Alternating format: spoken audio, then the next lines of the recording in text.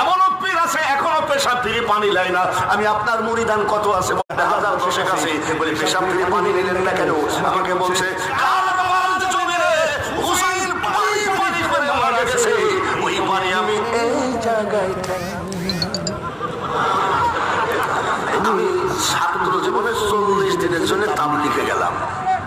তো তাবলিগে যাই দেখি যখন ইমাম সাহেব সালাম ফেলে ফেলে, সালাম ফেলানোর পরে আমির সাহেব উঠে লাফ দিয়ে উঠে বলে, ভাই বাকি নামাজ আনতে কিছু দিনের আলোচনা হবে, একটু বসেন, বসলে বহুত বহুত আমি মনে করলাম এদের ভাই কাজে গিয়ে আমি তাই দেখবো।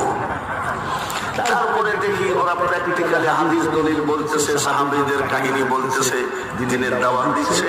কিন্তু একটা জিনিস দেখলাম, আমি আমার লবণ খাওয়ার দোয়াটা আমরা অনেকেই জানি না।